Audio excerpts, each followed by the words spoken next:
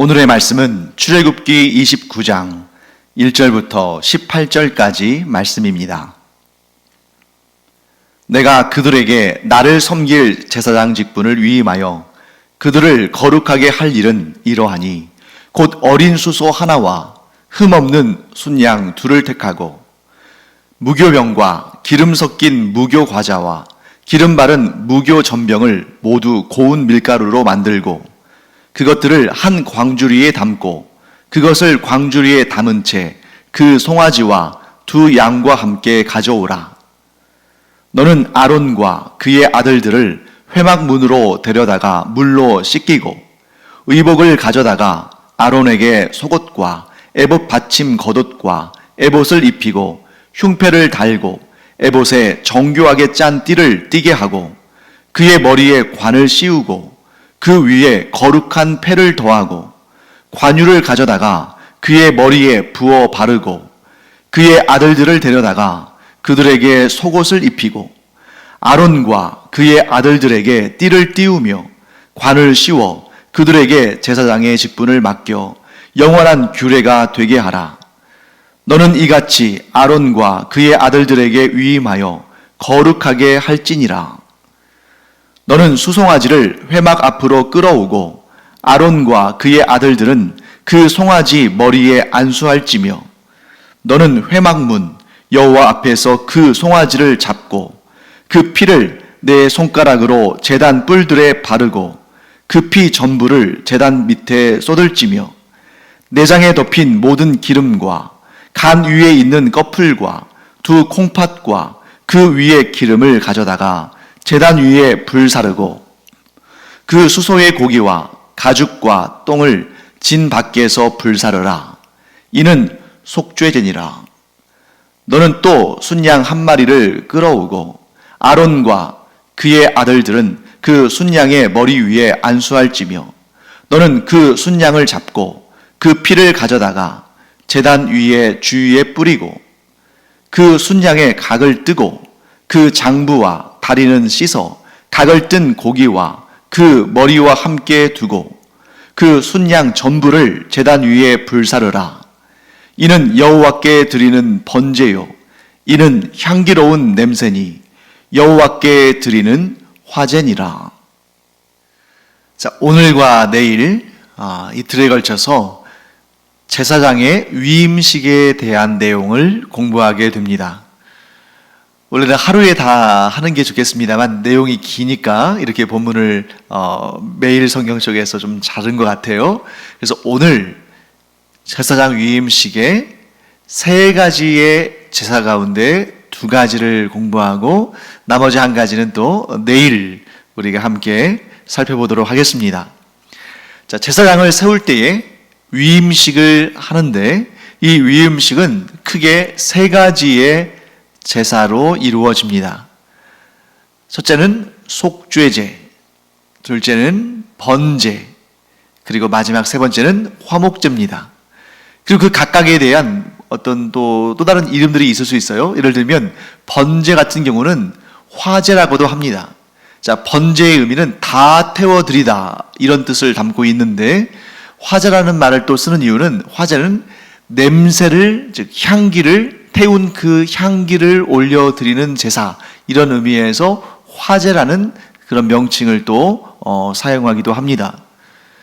자, 속죄제와 번제와 화목제 이 각각의 제사를 위해서 준비되는 제물은 속죄제를 위해서는 수송아지 한 마리, 또 번제를 위해서 숫양 한 마리, 또 화목제를 위해서 또 순양 한 마리 이렇게 해서 수송아리 한 마리와 순양 두 마리가 필요한 것입니다. 자, 그 외에도 오늘 또 다른 형태의 제사가 등장하긴 하죠. 그것은 뭐냐면 소제인데 소제는 곡식 혹은 곡식으로 만든 음식을 하나님께 예물로 드리는 것인데 여기에는 지금 이 제사장 위임식에 사용된 소제로는 무교, 즉 누룩을 넣지 않은 무교병, 그리고 역시 누룩을 넣지 않은 상태로 기름을 발라서 구워낸 무교 과자, 그리고 무교 전병, 이것을 한 광주리를 준비해서 하나님께 드리는 그런 소제도 이 안에 그 내용이 담겨 있습니다. 자, 그렇다면 이제 본격적으로 제사장 위임식에 대해서 우리가 살펴볼 텐데요. 제사장 위임식에 있어서 가장 중요한 등장인물은 누굴까요? 네, 당연히 소나 양이 아니라 제사장들이겠죠. 그래서 아론과 그의 아들들, 제사장으로 부름받은, 하나님께서 제사장으로 세우시기로 한 아론과 그의 아들들이 부름을 받습니다. 그런데 하나님께서 제사장의 직분을 주실 때에는 이것은 거룩한 직분이기 때문에 무엇을 명령하시냐면 회막문에서 모세로 하여금 그들에게 씻도록, 몸을 깨끗하게 씻도록 이렇게 명령을 내리십니다. 자, 위임식을 하기 전에 제사장들은 자기의 몸을 깨끗이 씻음으로 말미암아 거룩한 예식을 위한 준비를 하는 것입니다. 자, 이처럼 거룩한 하나님의 일, 이 제사장의 직분은 거룩한 자들이 맡아야 되는 것입니다. 그렇다면 왜 하나님께서는 아론과 그의 아들들을, 또 나중에는 그 아론의 후손들이 계속해서 대를 이어서 제사장의 직분을 맡게 되겠죠? 왜 하나님께서 아론의 가문을 택하셨을까? 그 거룩한 제사장의 직분을 감당함에 있어서 아론과 그의 아들들이 특별히 더 거룩하고 더 경건했기 때문일까? 그렇지 않습니다. 아론은 우리가 잘 알다시피 이제 얼마 후에 또 우리가 배울 내용입니다만, 모세가 시내산에 올라가서 하루 이틀 지나고 며칠이 지나도 내려오지 않고 더디니까 모세와 이스라엘 백성들이 이제 아론과 이스라엘 백성들이 참다 못하고 어떻게 했습니까? 황금 송아지를 만들어서 그것이 하나님인 양 그 앞에 절하고 뛰놀고 섬기는 그런 악한 행위를 했죠. 그게 바로 아론의 모습입니다. 아론이라고 해서 다른 이스라엘 사람들과 특별히 다를 바가 없고 더 거룩하고 더 경건한 것도 아닙니다. 심지어 아론의 두 아들 나답과 아비후는 하나님께 제사장 역할을 부여받고 그 역할을 수행하면서 하나님을 잘못 섬김으로 말미암아 그들은 죽임을 당했습니다. 그러니 아론과 그의 아들들이 특별히 더 거룩하고 특별히 더 경건해서 하나님께서 그들을 제사장의 가문으로 삼으신 것이 아니라는 것이죠. 그렇다면 무엇 때문에 아론과 그의 가문이 거룩하신 하나님을 섬기는 거룩한 제사장의 가문을 이루게 되었을까? 답은 이것입니다. 다른 이유 없이 오직 하나님의 은혜다. 오직 하나님의 은혜로 아론과 그의 가문이 하나님의 택하심을 받은 것이다. 이렇게 정리할 수밖에 없는 것이죠. 그런데 우리는 내가 아니라, 나의 가정이 아니라, 나의 가문이 아니라 다른 사람이, 다른 가정이, 다른 가문이 이와 같은 큰 은혜를 얻었다 그러면 일단 겉으로는 축하하는 척 할 수 있겠습니다만 시기와 질투하는 마음이 이 안에 나타나게 되죠. 그리고 나는 왜, 우리 가정은 왜, 우리 가문은 왜 그와 같은 은혜를 주시지 않으시냐 하고 하나님께 좀 따져 묻는 그런 마음이 생기기도 합니다. 그런데 우리가 알아야 할 사실이 있죠. 우리가 어떤 존재인지를 명확히 안다면 우리는 이 세상의 그 어떤 일을 가지고도 다른 사람에 대해서 시기하거나 질투하거나 혹은 하나님을 향해서 나에게는 왜 그런 은혜를 주지 않으시냐고 항변할 수 없다는 거죠. 우리가 우리 자신이 얼마나 은혜를 얻은, 하나님께서 우리에게 얼마나 존귀하고 복되고 은혜로운 그런 것들을 주셨는지를 안다면 우리는 감히 그렇게 시기하고 질투할 수 없습니다. 왜? 우리가 받은 것은 그 무엇과도 비교할 수 없는 영원하고 완전한 것이니까. 자, 우리는 예수 그리스도의 생명값으로 죄 사함을 받고 하나님의 구원받은 자녀가 되었습니다. 그런데 우리의 신분이 단지 구원받은 자녀라는 그런 말로 설명하기에는 너무나 위대한 거예요. 자, 우리의 신분은 어떤 신분이냐면 하나님의 자녀가 되었는데, 그것도 그냥 자녀가 아니라 하나님의 그 영원한 나라, 하나님의 그 거룩한 나라를 상속받을 상속자들로 우리가 부르심을 받는 은혜를 얻은 것입니다. 신학적으로 말하면 그걸 양자라고 해요. 우리 어렵게 생각할 필요 없이 양자는 원래 그 집의 자식이 아닌데 그 집의 자식으로 받아들여진 자를 양자라고 하지 않습니까? 우리는 원래 죄와 사망에 종된 자들이었는데, 죄와 사망의 자녀들도 아니고 죄와 사망에 종된 자들이었는데, 그런 우리를 불쌍히 여기신 하나님께서 정말 우리가 상상도 하지 못할 은혜, 감당할 수 없는 은혜, 곧 독생자 예수 그리스도의 생명값으로 우리를 사셔서 우리를 하나님의 자녀 삼으셨는데, 심지어 우리로 하여금 그 영원하고 아름답고 복되고 찬란한 하나님의 나라를 유업으로, 곧 유산으로 얻는 양자로 삼으셨다. 그런 자녀로 우리를 받아들이셨다. 여러분, 하나님의 나라를 유업으로 하나님께 영원한 생명의 구원을 받았을 뿐만 아니라 하나님 나라의 그 아름답고 복된 것들을 유산으로 얻는 자녀로 삼으셨다는 것, 이 영원한 유산과 어떻게 이 땅의 조그만한 것들을 비교할 수 있겠습니까? 이 세상에 있는 모든 것을 다 합해도 우리가 얻게 될 그 유업, 우리가 얻게 될 그 유산과는 비교할 수 없는 것이죠. 그러므로 이 땅의 일로 인해서 시기하고 질투하지 않는, 내게 없는 것이 다른 자들에게, 다른 이들에게 은혜로 주어졌다고 해서 질투하거나 시기하거나 내게 그것이 없다고 해서 실망하는 그런 자 되지 않기를 바랍니다. 이미 우리는 이 세상의 그 무엇과도 비교할 수 없는 가장 좋은 것을 상속받기로 결정된 하나님의 자녀들이 됐다. 이 믿음만으로 우리 안에 시기와 질투 없이 그저 이것만으로 우리가 기쁨과 감사가 차고 넘치는 그 은혜에 감사하고 자족하는 우리가 되기를 간절히 축원합니다. 자, 이제 다시 제사장의 위임식 현장으로 가볼까요? 제사장들은 제사장의 직무를 수행하기 전에 한 가지 중요한 일을 해야 됩니다.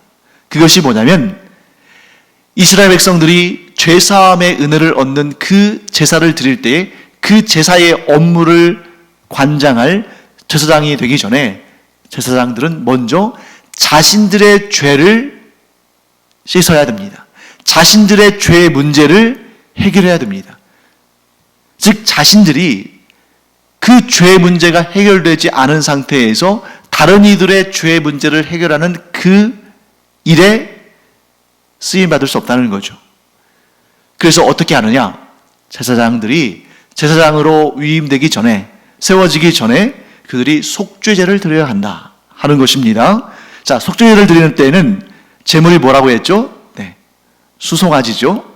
이 수송아지를 끌고 와서 어떤 방식으로 그들이 죄 사함의 은혜를 얻냐면 그 수송아지에게 안수를 합니다. 나중에 이제 번제로 쓰임 받는 순양에게도 안수를 해요. 아론과 그의 아들들이 그 속죄제로 쓰일 수송아지에게 안수를 합니다. 이게 무엇을 의미하냐면 나에게 있는 죄가 이 제물로 드려지는, 속죄제로 드려지는 이 수송아지에게 전가된다. 자, 여기서 신학적인 용어가 또 나오죠. 전가, 옮겨진다 하는 것입니다. 그러면 아니 뭔 사람에게 있는 죄가 아무리 그 소에게 안수, 즉 손을 댄다 할지라도 사람 안에 있는 죄가 어떻게 무슨 파일이 이동하는 것처럼 그렇게 그 수송아지에게 전달되겠는가? 네, 자연 법칙으로는 안 되는 거죠. 근데 하나님께서 허락하신 방법입니다. 하나님께서 정하신 방법이에요. 하나님께 속죄제를 드릴 때에 그 제사장들이 제사장 위임식의 속죄제로 쓰이는 그 수송아지에게 안수할 때에 이 제사장들 안에 있는 죄가 그 수송아지에게 전가되도록 하나님께서 결정하시고 허락하신 것입니다. 자, 바로 여기에서 죄의 전가라는 개념이 나오죠. 죄의 전가뿐만 아니라 의의 전가라는 말도 있습니다. 전달되어지다, 이전되다 하는 그런 내용인데요. 짐승들에게도 죄의 전가가 이루어지도록 하나님께서 허락하신 것입니다. 그런데 문제는 뭐겠어요? 짐승들에게 전가된 죄의 그 전가의 기능은, 그 짐승들이 감당하는 그런 역할은 한시적이고 완전하지 못하고 일시적이고 부분적이다 하는 것을 우리가 알게 되겠죠. 자, 예를 들어 보겠습니다. 우리 빚으로 보죠. 빚. 누가 A라는 사람이 B라는 사람에게 빚을 졌다고 해보죠. 그러면 이 A라는 사람이 B라는 사람에게 빚을 갚아야 되는데 빚을 갚을 돈이 없습니다.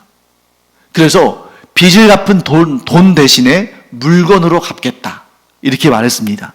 그래서 B가 허락을 했어요.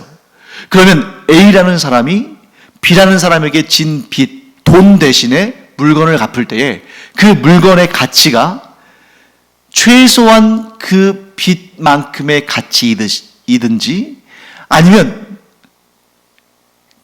그 빚보다 더 큰 가치이어야 B가 그 물건을 받아주고 빚을 갚은 걸로 여겨주겠죠. 그런데 만일 이 A라는 사람이 B라는 사람에게 빚을 갚는데 빚진 금액은 1,000만 원인데 그 빚 대신에 주는 물건이 한 500만 원 정도의 가치라고 생각해 보십시오. 그러면 B라는 사람이 정상적인 사람이라면, 정상적인 판단을 하는 사람이라면 그걸 가지고 빚을 다 갚았다고 말하지 않을 거예요. 빚의 일부만 갚았다든지 아니면 이걸 가지고는 내가 빚을 갚는 걸로 여길 수 없다. 그러니 나 이거 못 받겠다. 안 받거나 둘 중에 하나겠죠. 빚의 일부만 갚거나 혹은 빚을 갚지 않은 걸로 여길 겁니다. 죄의 전가도 마찬가지입니다. 우리의 죄는 우리의 생명을 영원한 사망에, 영원한 심판에 던지는 것입니다. 그런데 우리의 이 빚, 우리의 이 죄를 갚는 데 있어서 짐승의 생명값은 인간의 생명값만큼 가치가 있지를 못합니다. 물론 오늘날은 동물권 해서 인격뿐만 아니라 동물권도 중요하게 여기면서 인권 못지않게 막 중요하게 여기는 경우도 있습니다만, 그러나 본질적으로 하나님의 창조의 원리도 그렇고 모든 사람들이 기본적으로 갖고 있는 그런 본능적인 가치, 생각, 무엇입니까? 짐승의 생명값은 사람의 생명값과 동등할 수 없다는 거죠. 그렇기 때문에 사람이 죄를 짓는다는 것은 그 생명을 잃는다는 것을 의미하는 것인데, 그 생명값으로, 그 죄값으로 짐승의 생명, 짐승의 목숨을 바치는 것은 균형이 맞지 않죠. 그렇기 때문에 짐승으로 드리는 속죄제는 한 번으로 끝나는 것이 아니라 죄를 지을 때마다 드리는 것입니다. 그나마도 죄를 지을 때마다 드리기는 하지만 그것도 그 사람의 죄값을 온전히 다 갚았다고 할 수 없는 거죠. 짐승의 생명값과 사람의 생명값은 같을 수 없기 때문입니다. 자, 그렇기 때문에 사람의 죄값을 갚으려면 그 사람의 죄값만큼의 가치가 있거나 혹은 그것을 넘어서는 것이어야 하는 것인데, 이 세상에서는 우리 자신조차도 내 생명을 바친다 할지라도 내 죄값을 다 갚을 수 없는 거죠. 그래서 예수님께서 우리의 인간의 생명과는 비교할 수 없는 하나님의 영원하신 생명을 예수님께서 내어주시면서 우리의 죄값을 갚으시고 우리의 생명값을 치르신 것입니다. 그렇기 때문에 누구든지 예수 그리스도의 단번에 드리신 그 속죄의 은총을, 그 속죄의 제사를 아멘으로, 믿음으로 받는 자는 더 이상 구약의 이러한 속죄제도와 같은 제사가 필요가 없습니다. 왜냐하면 구약의 제사는 그 어떤 것도 인간의 생명값보다 높은 재물이 없기 때문에 인간이 죄를 지을 때마다 계속해서 드려야 되는데, 그나마도 인간의 죄값을 다 갚았다고 할 수 없는데, 예수 그리스도의 십자가의 죽으심은 우리의 영원한 죄악의 값을 다 갚으셨을 뿐만 아니라 우리가 앞으로 영원히 살게 될 우리의 영원한 생명까지도 우리에게 주신 그러한 우리로서는 감히 상상도 할 수 없는 은혜 중에 은혜다. 그래서 우리는 예수 그리스도의 생명을 얻은 자로서 죄사함 받았을 뿐만 아니라 천국에서의 영원한 생명을 누리는 영원한 구원을 얻게 되었다. 이것이 바로 우리가 고백하는 믿음의 핵심입니다. 결과적으로 우리는 죄사함을 얻기 위해서 계속해서 제물을 드려야 되는 이스라엘 사람들과는 다른 존재다. 우리는 예수 그리스도의 단번에 드리신 그 영원하고 또한 완전한 제사를 통해서 영원한 죄사함을 받고 또한 천국에서 영원한 삶을 사는 은혜를 얻었다. 이 믿음 잃지 않고 그 무엇보다도 가장 소중한 이 믿음을 끝까지 영원토록 지키는 우리 모두 되기를 간절히 축원합니다. 자, 그 다음에 이제 두 번째로 번제가 등장하죠. 수송아지는 속죄제를 위해서 드려졌습니다. 그리고 이제 숫양 한 마리를 끌고 와서 번제로, 화제로 하나님께 바칩니다. 자, 속죄제는 다 제단에서 다 태워드리는 것이 아니에요. 우리 13절, 14절 말씀 볼까요? 내장에 덮인 모든 기름과 간 위에 있는 꺼풀과 두 콩팥과 그 위에 기름을 가져다가 제단 위에 불사르고 그 수소의 고기와 가죽과 똥을 진 밖에서 불사르라. 이는 속죄제니라. 자, 지금 제사장의 위임식에 사용되어지는 속죄제이기 때문에 내장에 덮인 모든 기름과 간 위에 있는 꺼풀과 두 콩팥과 그 위에 있는 기름을 제단 위에서 태우고 나머지 그 수소의 고기와 가죽과 똥은 진 밖에서 태웠습니다. 다 태워드린 것이 아니죠. 하나님의 제단 위에서 다 태워드린 것이 아니죠. 일부만 태워드리고 일부는 진 밖에서 태웠습니다. 그리고 나중에 가서 속죄제는 이와 같이 일부는 단 위에서 태워서 드리고 일부는 제사장들이 먹을 수 있도록 제사장의 분깃이 됐습니다. 그러니까 속죄제는 다 태워드리는 제사는 아니다 하는 걸 알 수 있죠. 그런데 이제 숫양을 드리는 번제는 다 태워드려야 됩니다. 모든 것을 다 태워드린다는 거죠. 자, 여기에서 속죄제를 드린 다음에 번제를 드리는 의미가 무엇일까? 속죄제 다음에 번제, 일부를 태워드리는 그러한 제사 다음에 전체를 태워드리는 번제가 있는 그 의미는 무엇일까? 이렇게 정리할 수 있습니다. 제사장 위임식에서 제사장들의 그 죄 문제를 해결하기 위해서 속죄제를 하나님께 드렸습니다. 그리고 나서 이제 죄 문제가 해결이 됐죠. 그리고 이제 비로소 죄 문제가 해결된 자로서 제사장의 역할을 감당할 수 있는 그런 자들이 됐습니다. 그런 의미를 뭐에 담았냐면 이 번제에 담은 거예요. 자신의 죄를 속죄하고 하나님의 제사장들로서 이스라엘 백성들이 하나님께 가져오는 제물을 하나님께 올려드리는 그러한 제사장의 역할이라는 것이 무엇이냐면 번제와 같은 것이다. 자, 번제가 어떤 제사입니까? 모든 것을 태워서 하나님께 바치는 제사입니다. 그러니까 이제 속죄함을 받아서 제사장의 역할을 감당하게 된 사람들은 자신의 모든 것을 하나님께 불태워드리는 인생을 시작한 것입니다. 그러니까 이제는 하나님의 제사장이 되었기 때문에 자신의 것은 없는 것입니다. 자신의 영역, 자신의 욕심, 자신의 영광, 자신의 분깃, 이런 것은 다 태워서 없애고 자신을 전적으로 하나님께서 사용하시는 하나님의 도구로 하나님께 드리는 것이고, 그로 말미암아 이제는 자신의 만족, 자신의 유익을 위해서 살아가는 존재가 아니라 하나님의 만족, 하나님의 유익을 위해서 드려진, 모든 것이 드려진 삶을 사는 것이 제사장의 삶이다 하는 것입니다. 사랑하는 성도 여러분, 우리가 어제도 얘기했습니다만 우리의 인생은, 우리 그리스도인의 인생은 베드로 사도가 이야기한 것처럼 거룩한 왕 같은 제사장입니다.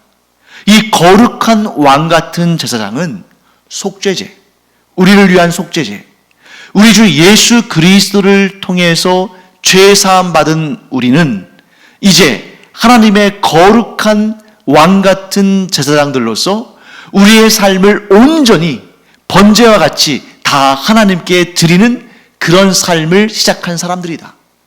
그렇기 때문에 우리는 이 세상의 그 어떤 것에도 미련을 남기지 아니하고 이제는 나를 위해서 모든 것을 내어주신 예수 그리스도 안에서 나에게 온갖 은혜와 복을 영원토록 주시는 하나님께 온전히 바쳐 드려지는 번제의 삶으로서 나의 유익과 나의 만족을 위해 살아가는 것이 아니라 하나님의 유익과 하나님의 만족을 위해서 우리의 모든 것을 내어드린다.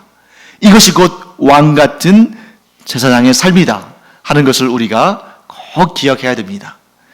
사랑하는 성도 여러분, 구약의 제사장들이 제사장의 그 사역을 시작하기 전에 위임식을 할 때 속죄제의 제사를 드리고 번제의 제사를 드림으로 하나님께 완전히 그 삶을 내어드린 것처럼, 또한 화제의 제사, 이 번제는 다른 말로 또 화제라고도 했죠. 화제의 제사를 통해서 아름다운 향기를 하나님께 올려드리고 하나님은 그 향기를 흠양하시는 것처럼 우리의 삶이 하나님께 완전히 바쳐 드려진 삶일 뿐만 아니라 우리의 삶이 이 화제와 같이 아름다운 향기가 되어서 이 세상에서의 우리의 삶이 하나님께서 기뻐하시고 하나님께서 즐겁게 흠양하시는 아름다운 향기가 되어서 하나님께 올려드려지는 그런 삶을 살기를 간절히 축원합니다. 기도하겠습니다. 하나님 감사합니다. 예수 그리스도를 통해서 속죄함을 받은 저희가 이제는 번제와 같이 우리의 모든 삶을 주님께 내어드리고 또한 화제와 같이 아름다운 향기를 내는 그런 삶이 되어서 하나님을 기쁘시게 하는 그러한 주의 종들, 왕같은 제사장들이 되게 하여 주시옵소서. 감사드리며 예수님의 이름으로 축복하며 기도합니다. 아멘.